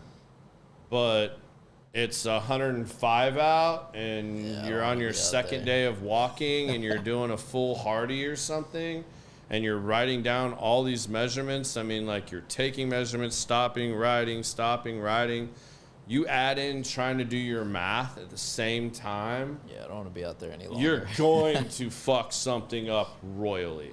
And it would only take you doing it once. I mean, like, Yeah. lose $20,000 on a big-ass job. I promise you don't want to go sitting with Bill and John in that meeting. I guarantee you don't. We've all done it. We've all made mistakes. But, I mean, to know little things like that not to do, to lessen the odds of you having to have one of those really bad conversations, man, I would try to do that. Yeah, definitely. So let me ask you a question. What do you do when you're not doing Garrett stuff? When you walk out of Element, you put your pencil in your pocket, you put your death metal on, you take your car home. What are you doing when you're not He doing models that at stuff? Abercrombie and Lululemon on the weekends if you want to go see Austin. I don't think I'm that pretty, but thank you. No comment, bro. I'm gonna pause. That's when you make anything, you gotta say pause. So you straight, bro. You straight. So what do you do in your free time, man? Shoot, you said it. Music. My passions in life are, I love tattoos. So to anyone Sleeved up? can't see, I got sleeves. All right. And then some. I like tattoos, music, and movies. Those are my things. Simple man. Yeah. That's it. Number 3 all day. I mean, I've got 4 tattoos, but I ain't all sleeved up like you got. They're just in random places. We gotta get those numbers up. So. Well, this arm is waiting. I think I know. My problem is with me being darker skinned. Yeah. This is the only tattoo that even this one is like 20 years old. I remember my first tattoo right here though. I told you this story, right? But my grandmother almost killed me. Got into the Army, and I was just being, my first tattoo. And I was 17 when I left home. So I was like, I'm getting a tattoo. Turned 18 like 4 months after I got in. And being that I DJ, and said, after every party, you killed it. I said, well, what kills everything? The Grim Reaper. So I have this big Grim Reaper on my chest. That was actually my DJ logo at the time.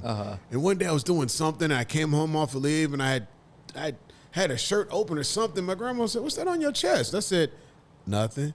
And I was trying to say, my grandma's super religious. She ripped the shirt open. You got the devil on you. Yeah, I bet. Man. Ask Austin about the one he had removed. Oh, I got,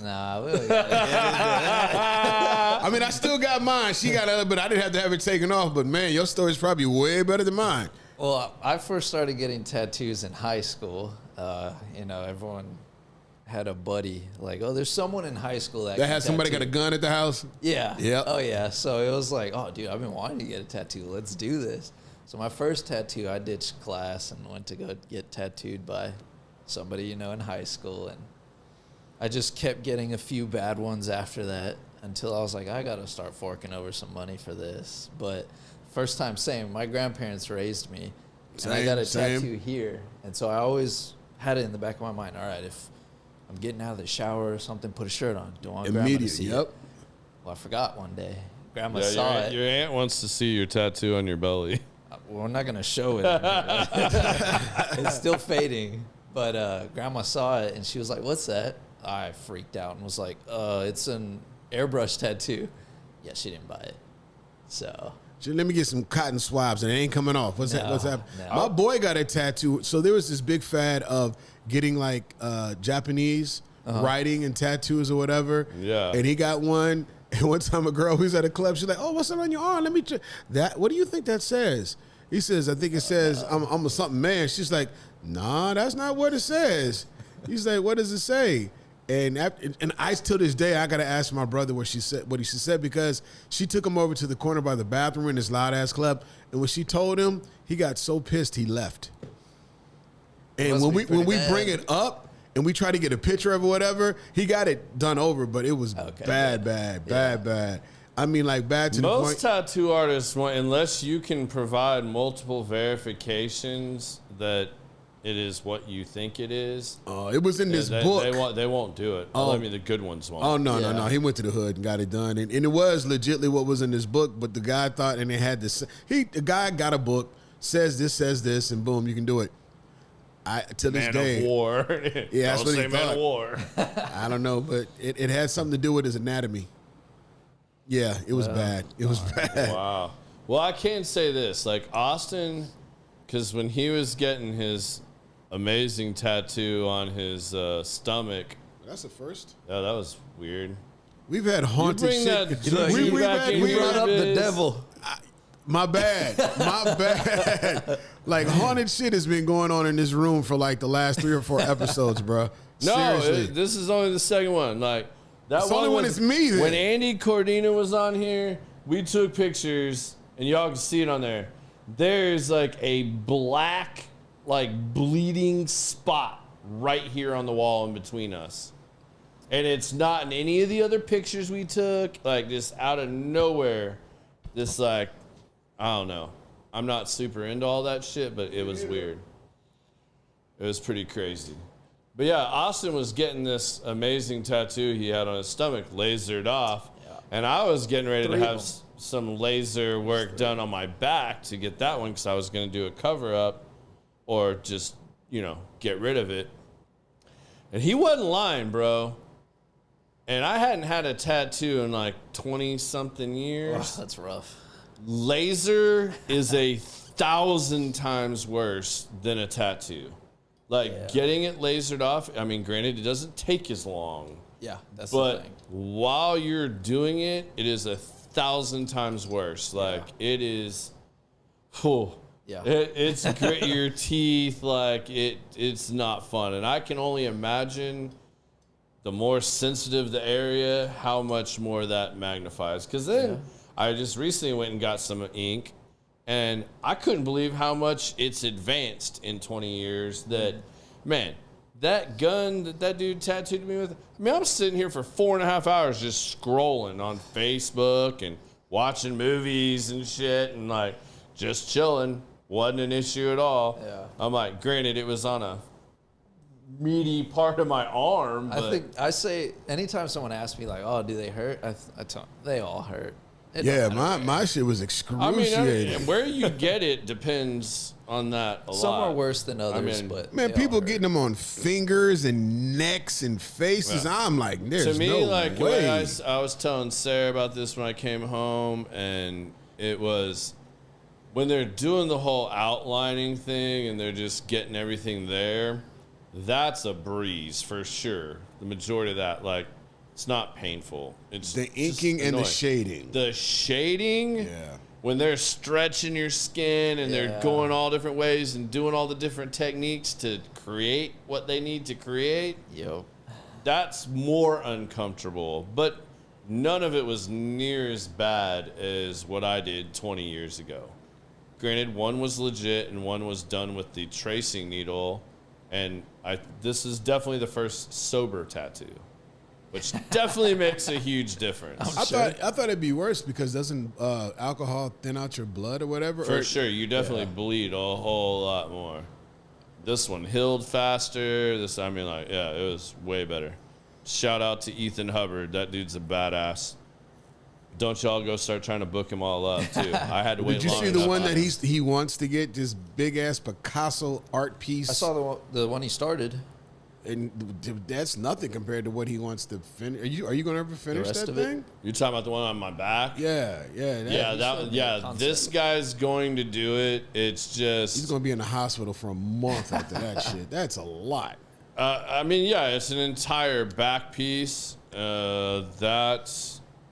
That's a lot of hours, man. Like, because he told me to do that full piece is probably anywhere from 30 to 40 hours of sitting. So you do that. You can't lean back. How do you sleep? Like, you do it in 6 to 8 hour sessions, depending on if you can take that. I mean, I just did 4.5, but that wasn't on my back. So we'll see. I'm undecided. If I do it, and what I have planned to do, Ethan Hubbard is definitely doing it. He is 1,000% the guy to do that tattoo.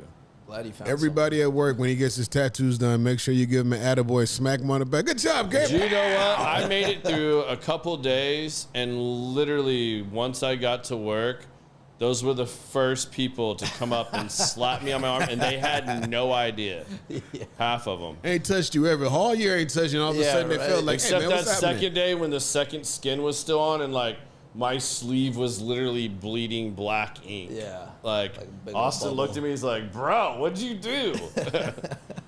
Imagine how they did it back in the days of the Yakuza in Japan, where they literally just did it one little. Yeah. And that is pinprick true, at a Evan. time. It's Evan is crazy. absolutely correct. I literally was fired by 2 tattoo artists Yep. over trying to do my back piece. Yeah, I was there for And one I of them. can't be more thankful that they decided not to do it, because you know what? Like, they weren't on the same page with me. And it's an eternal piece that's on your back. And it so was you have that worth right. it. You know, yeah, I mean, I lost some money trying to go down that route and do it. But, I mean, I'm way more grateful, because I promise you again, I don't want to do laser again.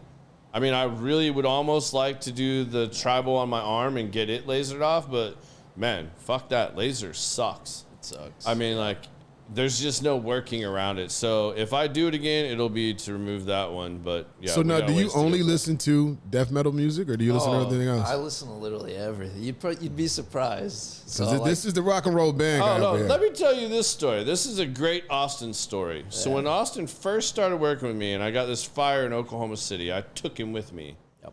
to watch me line this out and to go through this process. On the way up there, I tell Austin, what do you want to listen to, man? Like, I listen to everything. He's like, oh, I don't know if you'd like my music, but I mean, these are some things. And he's putting on The Devil Wears Prada and I forget what else, but like, definitely like heavy metal shit. And I'm like, cool, man. Like, I mean, I wasn't really in that mood this morning, but like, I'll rock with it. Let's Like, go. early in the morning. I mean, usually I save that for the gym, but all right. I mean, I'm more of a 5-finger death punch guy, but all right, cool. This doesn't suck. So we're listening to that. Then we leave the fire once we get done walking it, and we're headed to lunch. And first of all, I learned that there aren't Brahms in fucking El Paso. No, He had no idea what Brahms was. never heard. Really? So I was like, all right, we got to solve this. Like, we're going to have to, like, make you go to a Brahms. Well, I couldn't find a Brahms, like, right around where we were at. And we ended up going to Maz's Pizza, which is one of my favorite things to go get in Oklahoma, because they don't have them down here. So we're in here. They're setting out the pizza buffet. We got there right as they're setting it out. And they've got like MTV or something on, like something still playing music videos in the background. And I shit you not, Tony Braxton comes on. And this fool starts like wigging out. He's like, I was like, man, I love this I song. love me some Tony Braxton. And I'm like, was wait a it, minute. was it new Tony or old Tony with the short Tony. hair? Old Tony. Yeah, man. Yeah. I hey, gotta he's agree like with him. 29 at the time, bro. wasn't even born and when we this song just came listened out. to death metal. And now he's talking about I love me some Tony Braxton. All right, so how did you find Tony Braxton? Dude, I'm well versed. I see. So I told you, man, he's 16 with a 55-year-old soul. Yeah, honestly. For sure. I wouldn't expect it. Tony Braxton, that had me. I actually had to sit back in my chair for a Well, second. you're gonna love this though. The best part of this was though. So I sent this to Sarah. And you know the music battle we play with lyrics. Oh, yeah. So I unbroke her heart and got her all bent out of shape with that. And she's like, "Where the fuck did you pull that out of?" I was like, "Oh, Austin." She's like, "Tell Austin to screw himself." Well, then when I put him on the fantasy football league, he changed his little logo thing to Tony Braxton, and his team was Unbreak My Heart. Yeah. I went all in. And Sarah's like, every time I see it, I want to punch him in the throat. Like, I get it stuck in my head, itchy. Which, by the way, good luck this weekend. Well, it starts tonight, I know, guess. I've been playing You well. and Sarah are battling it out now for a playoff spot. Who plays So, tonight? Who's playing right now? We She don't- said, The team we don't say in Green Bay, and I'm a Bears fan, so I hate the Packers. I don't know who they're playing, but it's Green Bay. Yeah, I don't like the I don't Packers. know. It's off not the top Kansas of my City, head. is it? No, it's Green Bay and Detroit. Oh, snap. Oh, Detroit ain't no, man. It's Green Bay and Detroit is no joke, bro. No. Detroit is no Hopefully they run all joke. over them. Yeah, I listen to everything. Okay, literally. okay.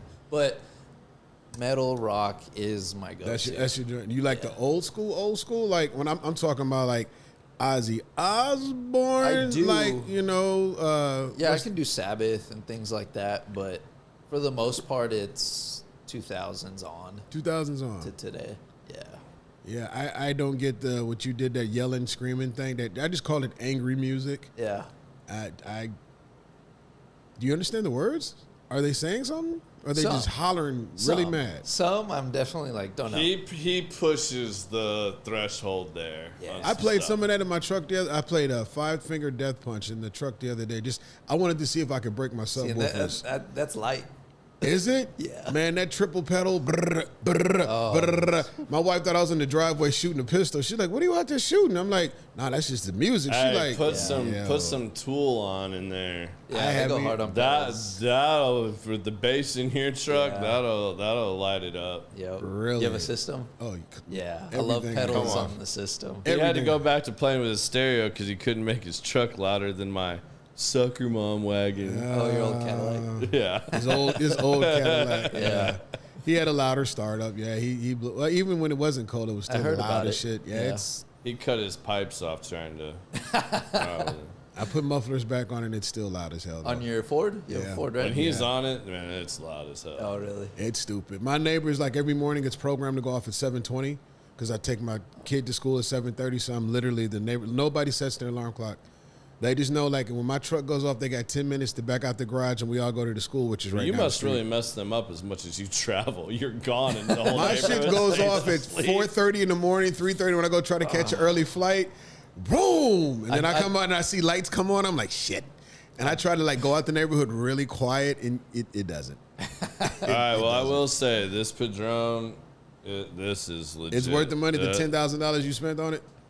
It's not $10,000. It is an Close. expensive cigar, but man. yeah, this is worth it for sure. If you like Padron and you like a Maduro darker cigar, this is definitely worth it. I have a question. Yep. You've seen all the facets. You're in the estimator part of it. Do you see yourself going further, wanting to do other areas, or like you said, some people just like it where they're at? Do you want to elevate and do other things within the industry now that you're it's been a year and a half that you've seen it? Has anything else kind of caught your eye that you think you may want to work towards? For me, again, like I mentioned earlier, I get scramble brain. So I try to take things one step at a time. So right now, I'm still in the process of let me master my craft right now. Let me get good at that and be able, I want to get to the point where I don't have to turn to anyone for questions. I know there'll always be questions. Yeah. There's always something. But, you know, where I have to depend on someone. You want it less. to be something out of the norm. Yeah. And Yeah. so master my craft right now. And then for me, my next goal is to get where our senior estimators are at, you know, where they're dealing with the insurance jobs and Xactimate software. So that's my goal right now. Crafting what I do right now, mastering that, and then Xactimate. Stay in the path. Yeah. Stay in the path. All right. So what do you think's been the most valuable lesson you've learned so far in the field, or I mean, it can literally be anything. Not particular. Me personally, slow down. Because, again, like, early on, there was some jobs where I'm like, oh, easy. You know, just get the square footage here, the linear footage here, cool. And then I'll bring it to you, and you're like, well, what about what's under that or what's over here? Or what caused that? Exactly. And I'm like, damn. So when I get to a job, I'll remind myself, slow down, zoom out. What are we looking at? And am I missing anything? So that's it for me. Like recently we had, which in the past I would have missed it, that job at Crossroads we had. It was simple. They sent it to us, and I went to look at some rotted metal posts on some landings. Mm-hmm. And before I would have been like, oh, cool, 4x4 post, replace it. But this time I saw the post, I was like, dude, that is like way rotted out. Why? Where's the water coming from?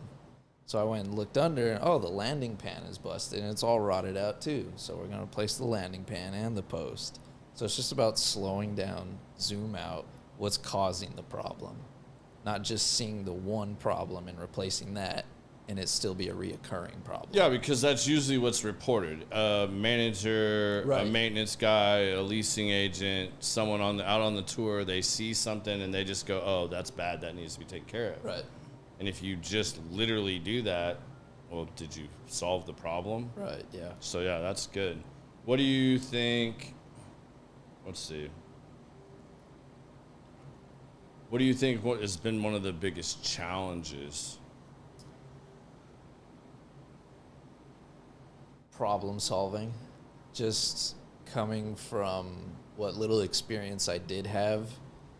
Whenever I'd see something on the job with, shadowing other estimators, and I might see something, again, it kind of ties back into what I previously said, but when I see something, it's like, oh yeah, sure, let me just replace this. But it's like, well, no, because behind that wall, it's shot too. Yeah. So it's just problem solving, digging deeper beyond what's surface level and figuring out that for sure. What project, is there like a project or a certain property that you went and looked at that you think you learned like the biggest lesson from, like really like was something just you really didn't expect, or like? Yeah, I believe the property was Belmont in Arlington, and it was some rotted out siding on a patio and balcony, like the whole I know side. exactly which one you're talking about. Yeah, the whole side was rotted out, and so for me, that was a surface level job. I was like, well, yeah, let me just replace the siding and all that rotted wood I see. And then we dug up under it, and the whole wall was shot. Termites. I mean, yeah, it was that was a. But I should have seen it because There was a ton lot of more. rot. There was a lot more you should have caught. Yes. There was a lot more that you should have gone, why is this as bad as Right. it is? There's too many areas Right. that it has to be more than one thing, Yeah. which it was. The termites, I can't the see chances of you catching that would have Right. been really, really slim. I mean, myself.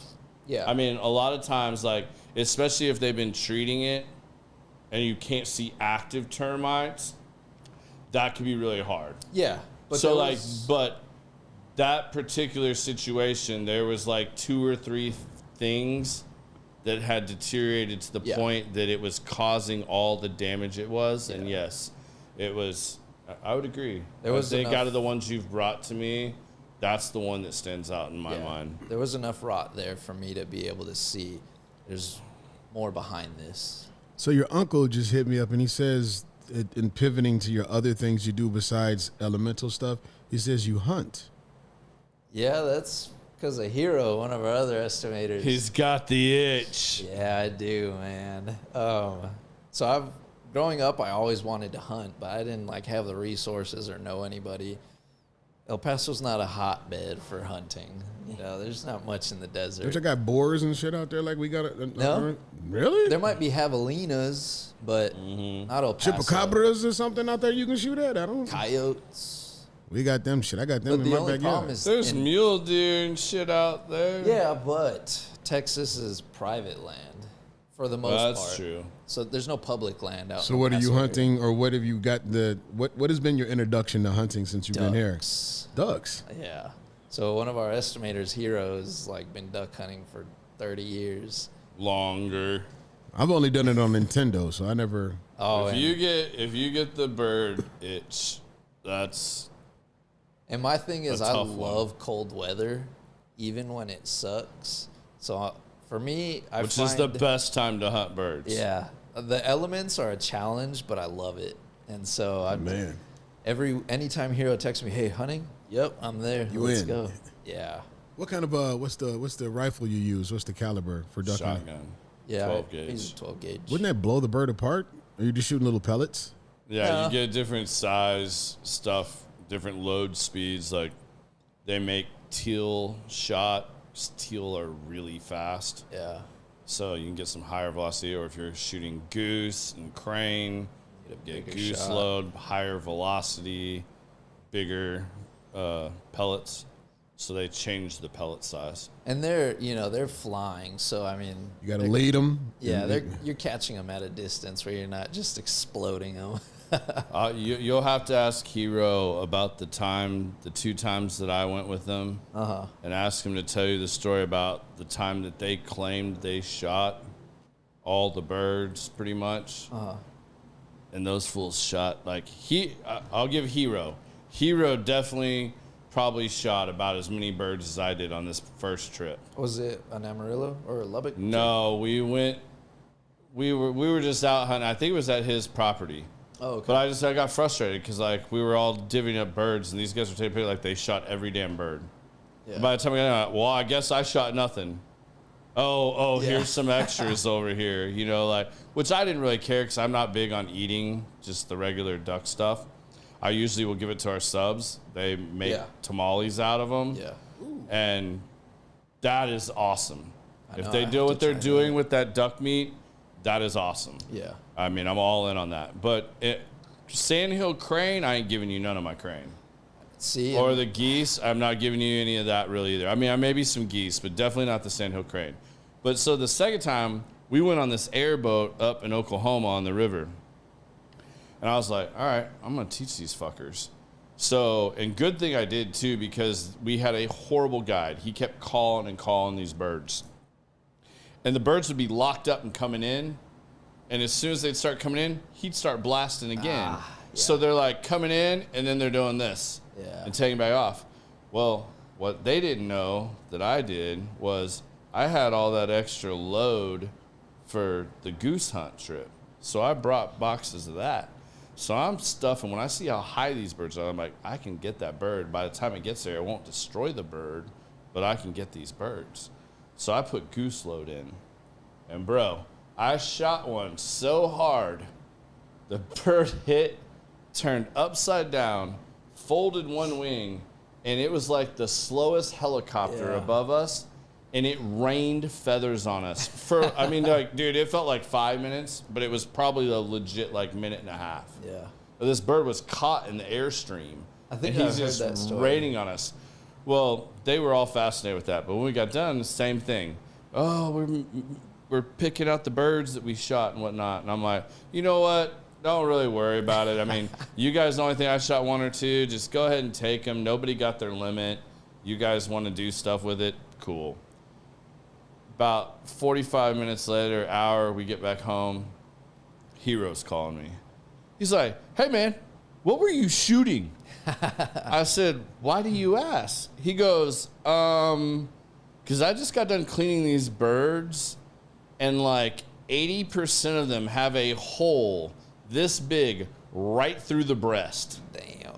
And I was like, yeah, that would be goose load. He's like, you shot goose load? I was like, well, yeah, I figured it didn't matter. I wasn't worried about the meat. If I shot something cool, I might have got it mounted, but you guys were the ones saying you shot everything. So, I mean, I thought maybe we'd figure out who really shot what this time. And you found He was out. like, all right, fair enough, game on. Yeah. So, yeah, bird hunting will get you ate up. As long as you do not get cold or wet when you are hunting, then you'll be hooked. Yep, which I just bought some bigger waders, so it's not cheap, but it's fun. I love it. What do you think's been the biggest mistake you've made that you learned the biggest lesson from? I think they're all related, honestly. Yeah. Just about zooming out, slowing down, looking at the whole scope of the job other than just what I'm seeing. I just think that's it. I think I can relate that to everything, all my mistakes, if any, and things I've learned. Just that, truthfully. What do you think you need to grow in the most? What do you think we could help you with the most? Like what do you think's the next hurdle for you? So I think there's, certain jobs. Carpentry, I'm pretty confident at. Mm-hmm. I think I can do all that by myself, handle it, and be confident. I think anytime we're dealing with, I know we don't deal a lot with interior stuff unless it's our guys doing insurance, doing floods and whatnot. But I know once I dabble in that, it's going to be another thing where I'm like, hey, rookie here. Like, I got a lot of questions. Yeah. But right now, I'm pretty confident for the most part. For me, one of my biggest concerns is just building my scope correctly. That's what I worry about.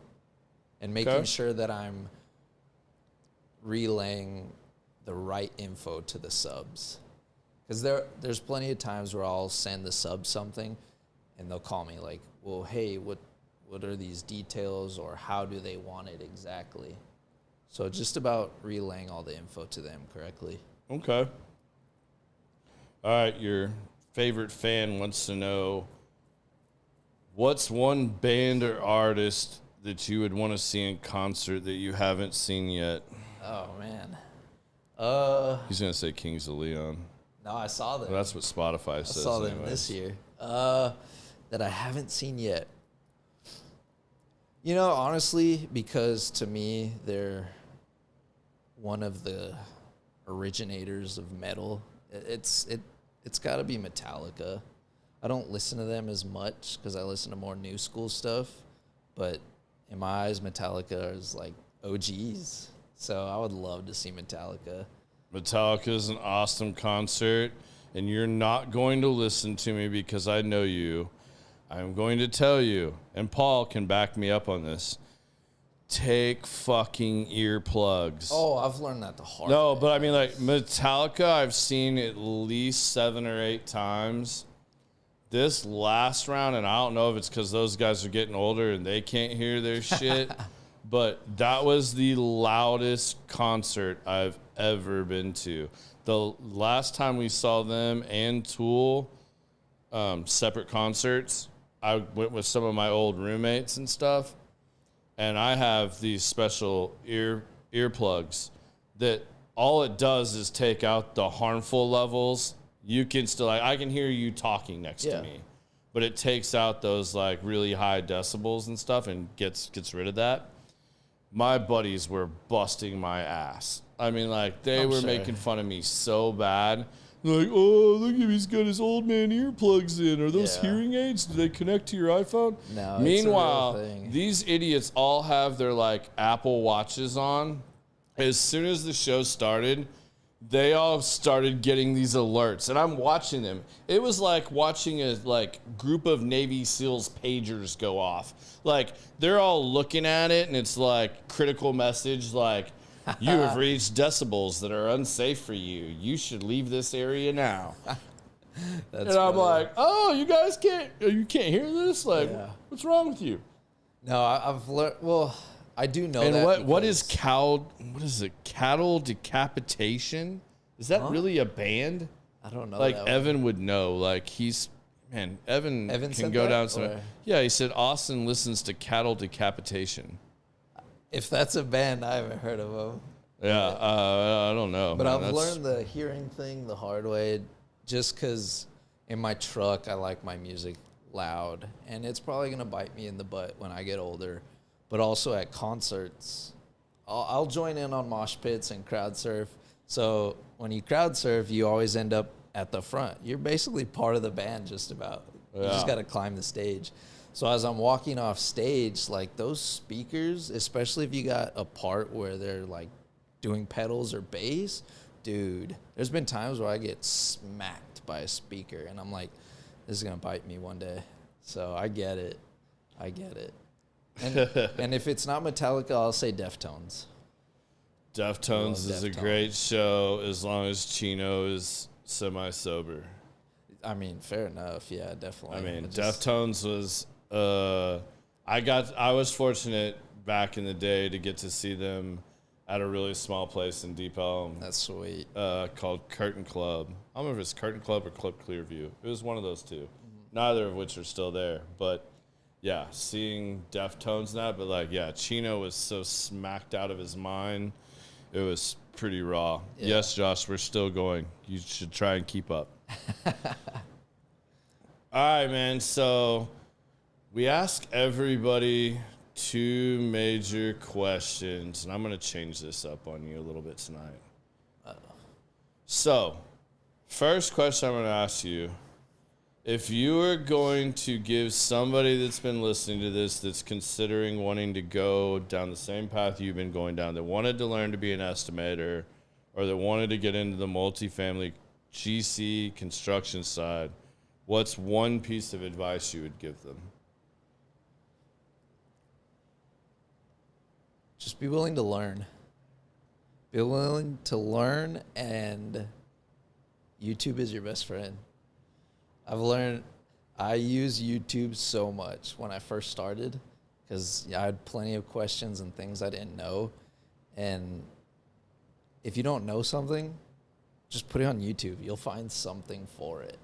There's one. It's true. I mean, you sent me a lot of YouTube clips, and I can even remember Adrian busting your balls when we would be hanging out up here. And he's like, "Oh, look, he's kissing his boss's ass. Yeah, he's over there studying." I'd have my laptop here, and I was like, man, I look like such a brown noser right now. I was like, but man, I'm just trying to keep my job.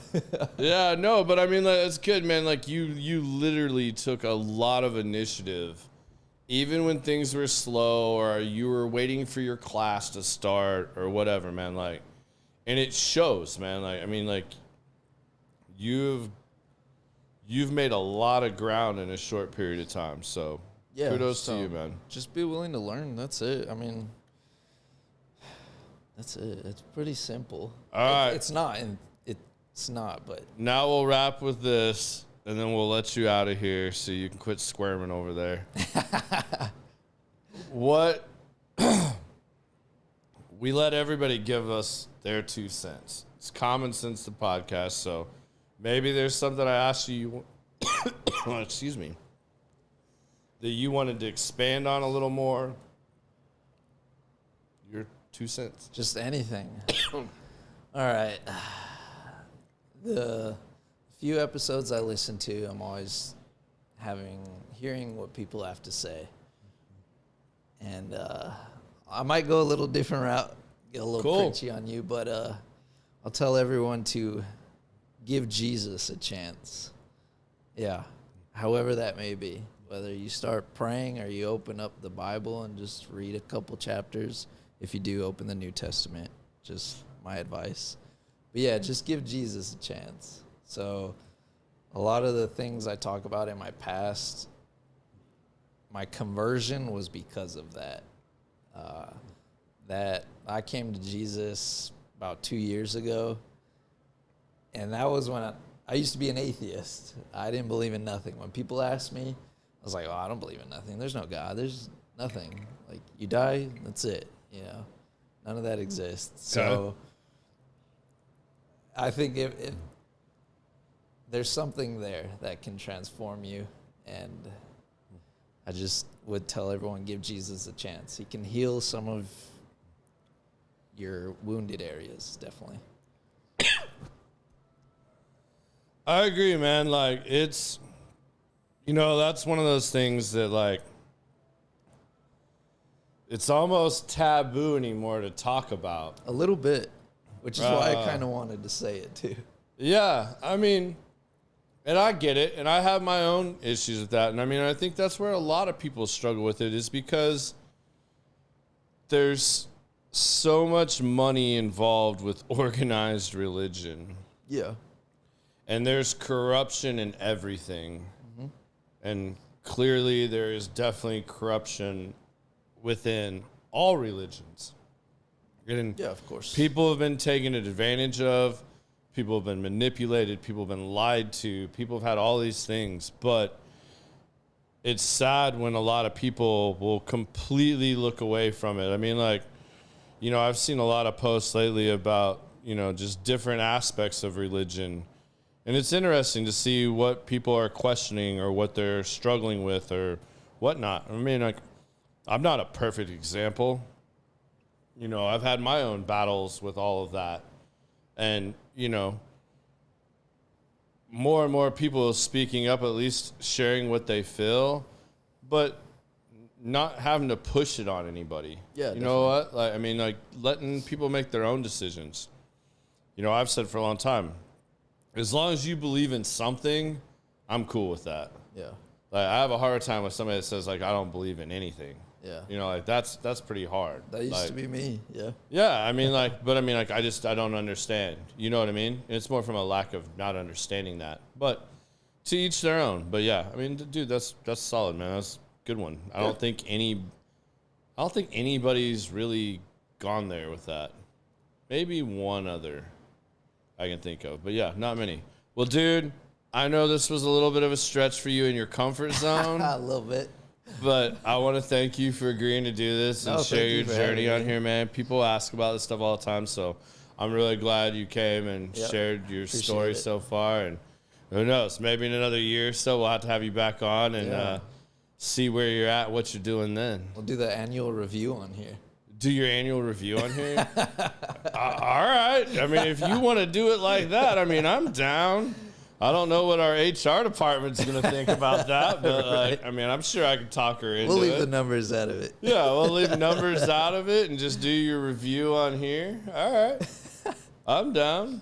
And we'll talk more music next time. Yeah, we can do that. I know for you sure. like music.